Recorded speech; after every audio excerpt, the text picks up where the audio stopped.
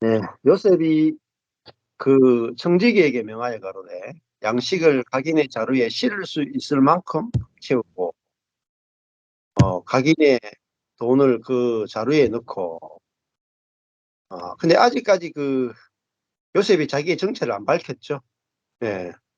이제 저기 아버지 오실 때까지는 아직 완전하게 자기의 정체를 안 밝힌 상태죠. 그래야지. 또 내 잔 곧 은잔을 그 소년의 자루 아구에 넣고 그 양식값 돈도 함께 넣어라. 자, 그 소년은 이제 베냐민이죠. 예.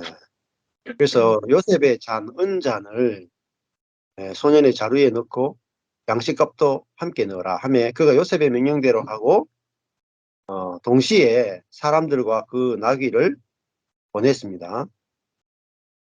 그러니까 융숭한 대접을 받고 이제 형제들이 다 같이 떠나서 이제 가나안 땅 아버지 집으로 돌아가는 그런 길입니다. 그들이 성에서 나가 멀리 가기 전에 요셉이 청지기에게 이르되 일어나 그 사람의 뒤를 따라 미칠 때 그들에게 이르기를 너희가 어찌하여 악으로 선을 갚느냐 이것은 내 주인이 가지고 마시며 늘 점치는 데 쓰는 것이 아니냐 너희가 이같이 하니 악하도다 하라. 예, 그 형들에게 그 누명을 씌우고 베냐민을 볼모로 잡기 위해서 이제 그 시험하는 그죠. 청지기가 그들에게 따라 미쳐 그들의 그대로 말하니 그들이 그에게 대답하되 우리 주여 어찌 이렇게 말씀하시나이까 이런 종들이 결단코 아니하나이다. 우리 자루에 있던 돈도 우리가 가나안 땅에서부터 당신에게 가져왔거늘 우리가 어찌 당신 주인의 집에서 은금을 도둑질하리이까. 종들 중 육에서 발견되든지 그는 죽을 것이요 우리는 주의 종이 되리이다. 아주 그냥 자신들의 제한된 지혜를 가지고 장담에 장담을 하잖아요. 이게 이제 인간들의 한계죠. 예. 우리 자신의 지혜가 얼마나 부족한지 모르고 항상 우리의 지혜를 가지고 판단을 하고 장담을 하지만은 살아보면 우리의 지혜가 얼마나 부족하고 보지 못하는 면이 얼마나 많은가. 분명히 이들은 자기들이 돈을 넣은 적이 없기 때문에 이런 일이 없다라고 아주 장담에 장담을 하잖아요. 그런데 실제로는 자기들 자루에 특히 베냐민의 자루에는 은잔이 들어있고 돈도 들어있는데 자기들로서는 알 수가 없죠. 자, 10절에 가보면 그가 가로되 그러면 너희 말과 같이 하리라. 그것이 누구에게서든지 발견되면 그는 우리 종이 될 것이요 너희에게는 책망이 없으리라. 자, 형들이 정말 그때 자기를 노예로 팔았잖아요. 그럴 때 베냐민이 잡힐 위기가 될 때 또 형들이 정말 어떤 변화가 됐는지를 확인하기 위해서 이제 똑같은 일을 이제 다시 반복을 하고 있는 것 같아요. 어, 자, 그래서 그들이 11절로 그들이 각각 급히 자루를 땅에 내려놓고 각기 푼이 그가 나이 많은 자에게서부터 시작하여 나이 적은 자에까지 수탐하며 잔이 베냐민의 자루에서 발견됩니다. 지금 베냐민을 겨우겨우 데리고 왔죠. 그리고 베냐민을 못 데리고 가면 유다가 자기 자신과 자기 자식의 목숨을 내놓겠다라고 장담하고 겨우겨우 이제 데리고 와서 시므온을 다시 감옥에서 끄집어내고 이제 문제가 잘 해결됐다 하고 집으로 돌아가는데 이제 아주 결정적으로 베냐민이 지금 문제가 생기죠.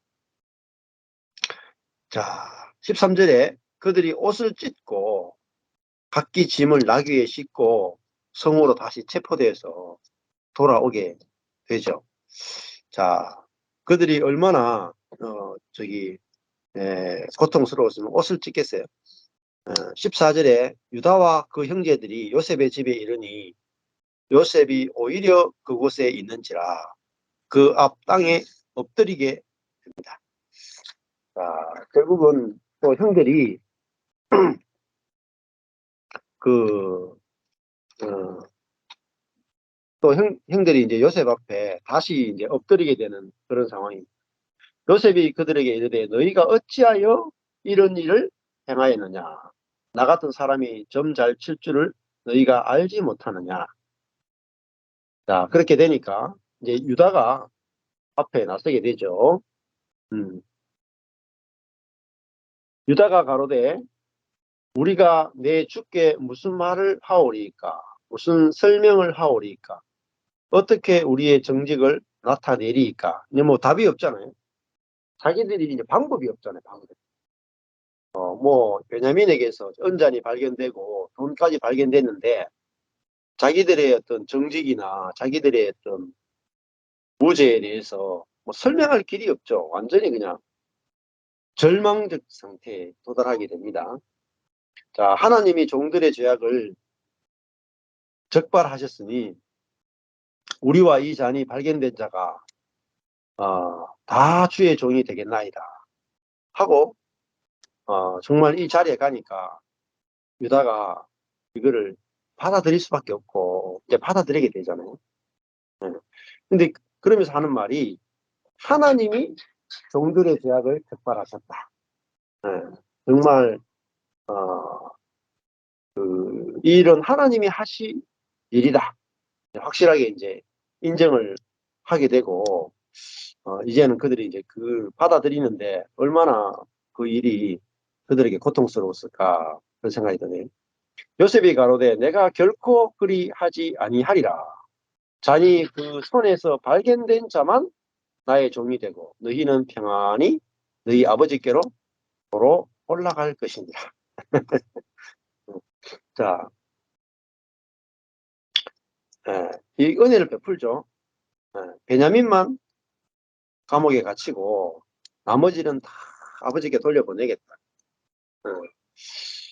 만약에 형들이 옛날과 뭐 똑같았다면 이제 아이고 뭐 하고 어쩔 수 없다 하고 돌아갔겠죠. 아버지 어쩔 수 없습니다.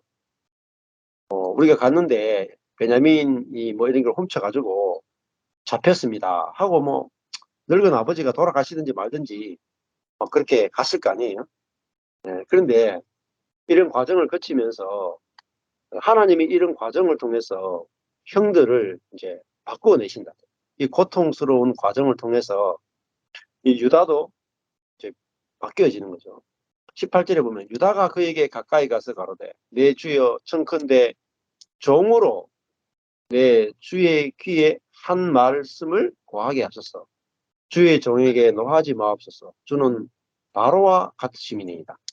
이전에 내 주께서 종들에게 물으시되 너희가 아비가 있느냐 아우가 있느냐 하시기로 우리가 내 주께 고하되 우리에게 아비가 있으니 노인이요 또 그 노년에 얻은 아들 소년이 있으니 그의 형은 죽고 그 어미에 끼친 것은 그뿐이므로 그 아비가 그를 사랑하나이다 하였더니 주께서 또 종들에게 이르시되 그를 내게로 데리고 내려와서 나로 그를 목도하게 하라 하시기로 우리가 내 주께 말씀하시기를 그 아이는 아비를 떠나지 못할지니 떠나면 아비가 죽겠나이다.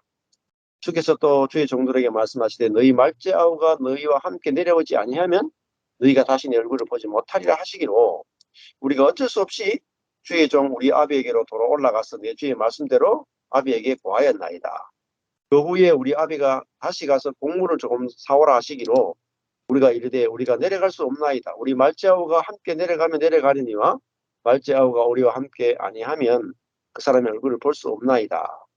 그러자 주의 종 우리 아비 야곱이 우리에게 이르되 너희도 알거니와 내 아내가 내게 두 아들을 낳았으나 하나는 내게서 나간 거로 내가 말하기를 정령 찢겨 죽었다 하고 내가 지금까지 그를 보지 못하거늘 너희가 이도 내게서 취하여 가려 한즉 만일 재해가 그 몸에 미치면 나의 흰머리로 슬피 음부로 내려가게 하리라 하니 아비의 생명과 아이의 생명이 서로 결탁되었거늘 이제 내가 주의 종 우리 아비에게 돌아갈 때에 아이가 우리와 함께 하지 아니하면 아비가 아이의 없음을 보고 죽으리니 이같이 되면 종들이 주의 종 우리 아비의 흰머리로 슬피 음부로 내려가게 함이니이다.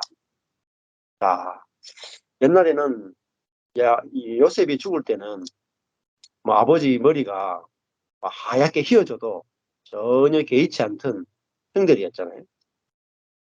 근데 이제 이 세월이 지나면서 이제 이런 과정을 거치면서 이제 그 유다와 또 그 형들이 이제 아비에 대해서 이런 마음들을 가지고 있고, 아비가 정말 이제 요셉 야곱이 죽는 것에 대해서 그들이 정말 죄송하게 생각하고, 또 그래서 자기들이 이제 그 아버지에 대한 마음들이 많이 달라졌죠.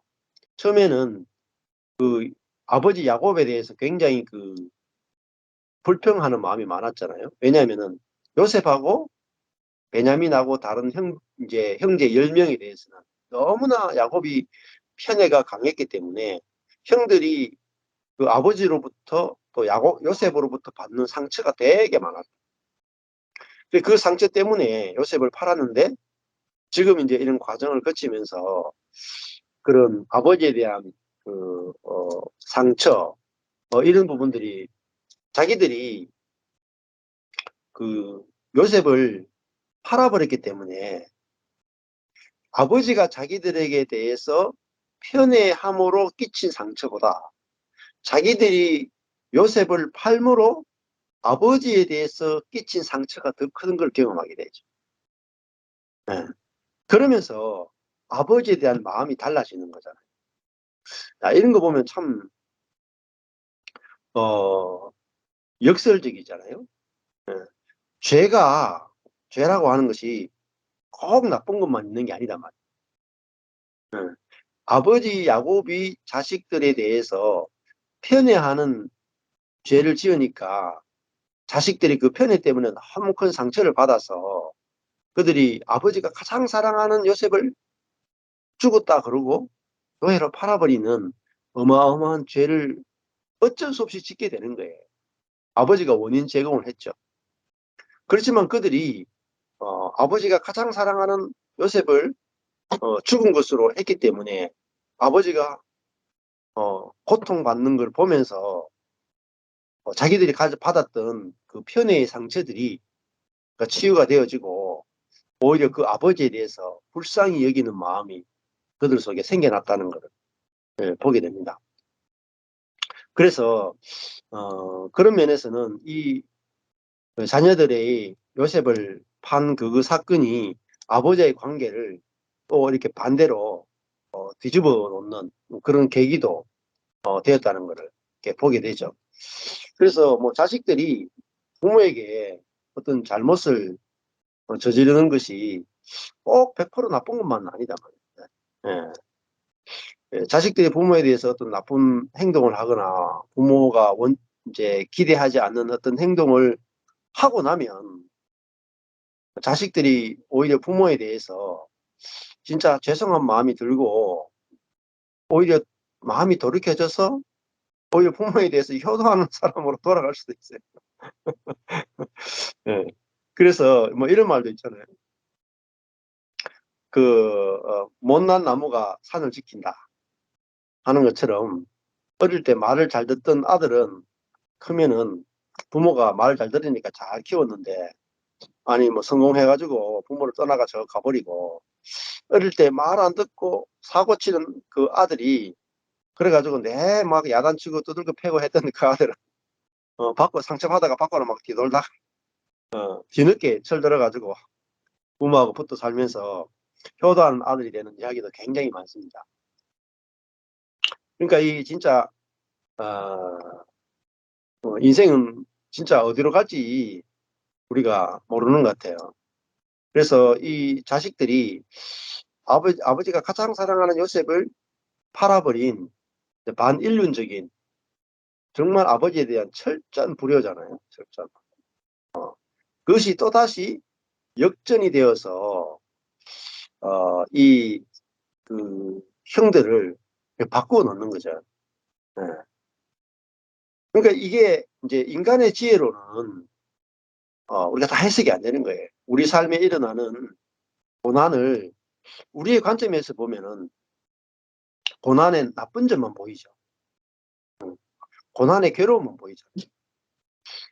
그러니까 이 아버지가 가장 사랑하는 아들이 죽은 소식이 들렸는데 그것이 결국은 이 집안에서 이 집안 전체에게 하늘이 복이 오게 하는 아주 중요한 계기가 돼요.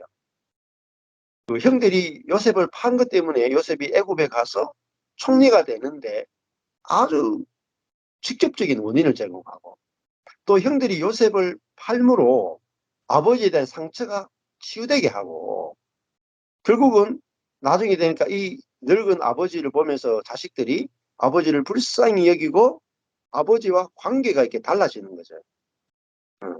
그러니까 꼭 선만이 좋은 건 아니다 말이에요. 우리 삶에 이 다 예수 믿는 가정이죠. 하나님을 믿는 가정이잖아요. 이 당시에 야곱의 집만이 하나님을 믿는 가정이죠. 근데 하나님을 믿는 가정에 이런 어마무시한 저주와 어마무시한 고난이 있단 말이에요.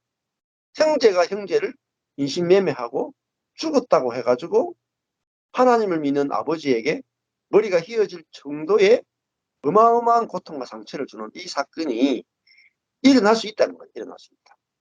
그런데 그 엄청난 저주의 사건이 하나님이 개입하시니까 이 어마어마한 저주의 사건이 최고의 축복의 사건으로 바뀌어버립니다. 자, 이게 그러니까 하나님이 우리 인생에 개입하지 않으면요, 저주는 저주로 끝나고요, 고난은 고난으로 끝나요. 근데 하나님이 우리 삶에 개입하시고 주권적으로 우리 인생을 이끌어갈 때는 가장 고통스러운 사건, 가장 절망적인 사건, 가장 큰 상처를 주는 사건이 오히려 변화되어서 복이 되고 선이 되는 역사가 일어난다. 그래서 우리가 인생에 하나님이 없으면 이 집안에 있어서는 동생을 인신매매한 이 사건은 정말 정말 상처, 그다음에 죄책감, 안 그렇겠어요? 형들이 지금 계속 시달리는 것이 16절에 보면 하나님이 종들의 죄악을 적발하셨다 하고, 형들은 그 요셉을 팔고 난 다음에 순간적인 욱함 때문에 팔았잖아요. 근데 그 이후에 형들은 지금까지 엄청난 죄책감이 다 시달리고 있었거든요. 그 죄를 지을 때는 죄의 권세에 의해서 끌려가면서 어쩔 수 없이 죄의 노예가 돼가지고 동생을 팔았지만, 그 이후에는 동생을 판 것에 대해서 하나님의 그 진노에 대해서 두려워하고 죄책감에 계속 눌려 있었죠. 근데 하나님께서 이 부분을 죄책감과 정죄감으로 저주를 받는 사건으로 두시지 않고 이들의 모든 죄책감의 문제를 해결해 주시고, 또 이 사건이 오히려 복이 되어 돌아오게 하심으로 이들이 갖고 있는 죄책감의 문제, 고난의 문제, 그 갈등의 문제, 원수됨의 문제를 한 번에 다 해결해 주는 거예요. 이게 구원이에요. 관계가 다 회복되게 하고 상처가 다 치유되게 하고, 그렇잖아요. 예, 불효하던 아들들이 다 아빠와 좋은 관계를 다 돌이키게 되고, 이 모든 삶의 모든 부분에 하나님의 구원, 하나님의 복이 다 임하는 걸 볼 수 있죠. 그래서 야곱의 집안을 이야기를 잘 묵상해 보면 하나님이 야곱의 집에 얼마나 놀라운 일들을 하시는가를 볼 수 있어요. 이들은 끊임없이 죄의 노예가 되어 있고 죄를 짓고 편애하고 동생을 인신매매하고 살인하기도 하고 문제를 일으키기도 하고 이런데, 하나님은 끊임없이 그거를 바꾸어서 하나님이 그 나라를 이루는 일에 이렇게 써주시는 걸 볼 수 있죠. 자, 이게 우리의 소망이란 말이에요. 우리의 인생을 당신의 나라를 건축하는 일에 써주시는 분이 있다. 이게 우리에게 소망이고, 이게 우리에게 위로가 되고 격려가 되는 거잖아요. 32절에 보면 주의 종이 내 아비에게 아이를 담보하기를 내가 이를 아버지께로 데리고 돌아가지 아니하면 영영이 아버지께 죄를 지리이다 하였사오니, 청컨대 주의 종으로 아이를 대신하여 있어서 주의 종이 되게 하시고 아이는 형제와 함께 도려 올려 보내소서. 자, 예수님이 하시는 행동과 거의 비슷한 행동으로 이 유다가 자기가 종이 되고 자기 동생 베냐민은 아버지께 돌아가게 해달라. 자기의 생명을 걸려놔요. 자, 이게 뭐 유다 자신의 경건으로 이렇게 된 게 아니죠. 하나님이 유다의 인생을 이끌어가면서 그 유다로 하여금 이런 삶으로, 이런 그 마음이 나오는 사람으로 거룩하게 생명이 나오는 사람으로 하나님이 만들어 바꿔내신 거죠. 그러니까 하나님이 열심히 유다를 이런 사람으로 지금 만들어냈단 말이에요. 자, 이 말 한마디가 요셉에게는 어때요? 엄청난 기쁨을 줄 거예요. 요셉에게 있었던 모든 상처가 다 치유되게. 이 유다의 한마디 말이 응? 요셉에게 있었던 그 형들에 대한 원망과 분노와 그 모든 마음의 고통을 씻어내는 그런 정말 아름다운 고백이 나오게 된 거죠. 자, 그러니까 내가 대신 종이 되고 베냐민은 자유케 되기를 원한다. 이게 자기는 죽고 베냐민은 살기 원한다. 어, 이 유다로부터 이런 정말 아름다운 고백이 나오잖아요. 자기 중심성을 자기 중심성, 철저하게 인간은 자기 중심성인데 이 자기 중심성을 뛰어넘는 음, 그런 고백이 나오잖아요. 유다로부터 너무나 하나님의 성품을 닮은 이것이 나온단 말이에요. 이 유다가 한 거 아니잖아요. 하나님이 과정을 거쳐서 유다를 이런 고백이 나오는 사람으로 만들어내신 거예요. 34절에 내가 어찌 아이와 함께 하지 아니하고 내 아비에게로 올라갈 수 있겠습니까? 두렵건대 재가 내 아비에게 미침을 보리다. 지금 베냐민도 너무너무 지금 형으로서 베냐민을 책임지려고 하는 마음. 또 아버지에게 재해가 미치는 걸 자기는 볼 수 없다. 차라리 내가 평생이 종이 되고 내가 죽임을 당하더라도 아버지와 베냐민을 살리고 싶다. 이게 유다로부터 다 고백이 나오잖아. 예. 사실 유다가 아무것도 한 게 없어요. 유다도 보면은 유다도 전부 다 이게 사고 치잖아요. 그런 사람인데 유다가 완전히 다른 사람으로 이렇게 바뀌어 있는 걸 보잖아요. 자, 그래도 이 야곱의 이야기를 읽어보면 야곱하고 형들이 자기 스스로 경건하게 되기 위해서 노력한 게 없어요. 별로 기도했다는 내용도 없어요. 성경 읽었다는 내용도 없어요. 근데 야곱의 형들이 한 것은 그 죄성의 지배를 받아서 죄 짓고 사고 치고 막 그밖에 없어. 근데 그들이 이렇게 자꾸 뭔가 바뀌어진단 말입니다, 사람이. 근데 이들이 바뀐 것은요, 오로지 하나님의 주권적인 개입에 의해서 이들이 다른 사람으로 바꿔진다. 고난을 통해서, 그들이 지은 죄를 통해서 바꾸어지는 거예요. 이들이 바꾸어지는 데는 하나님의 일하심밖에 없어요. 다른 원인이 없어요. 이들을 스스로 한 게 아무것도 없어요. 하나님의 손이 이렇게 만든 거죠. 자, 그래서 저도 이 창세기를 하나님께서 이렇게 하시면서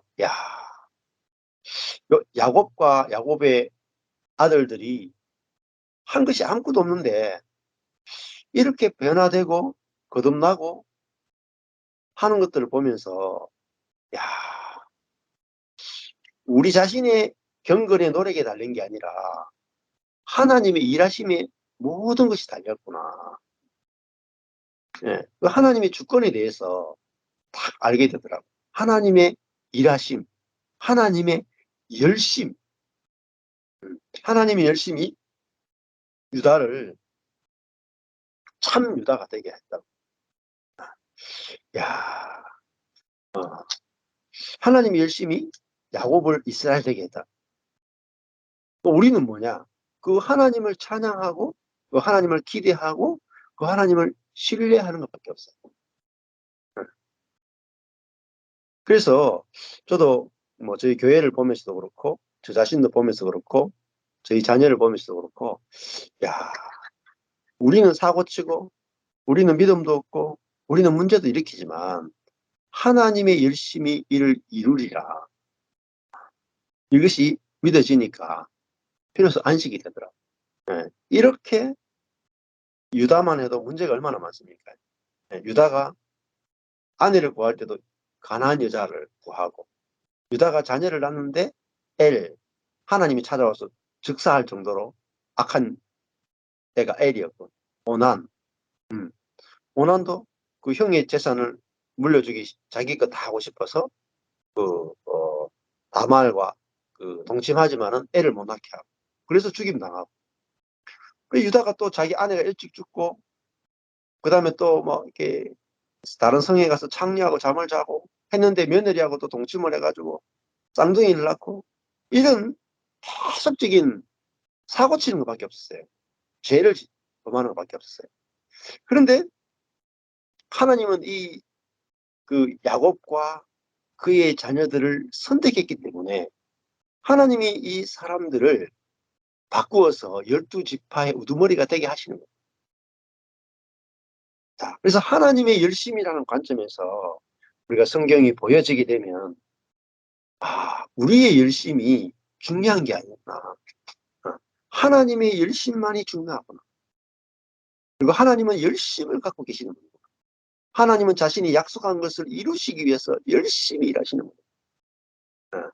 여기서 우리가 참 복음을 만나고 안식을 누리게 되는 걸로 있습니다. 그래서 우리도 교회도 그렇고 자녀도 그렇고 내 인생도 그렇고 하나님의 열심히 어떻게 우리의 인생을 당신의 목적대로 이끌어 가시는지 우리가 구경하는 것, 예배하고 기대하는 것, 이것이 우리가 해야 될 일이 아닌가 그런 생각을 합니다.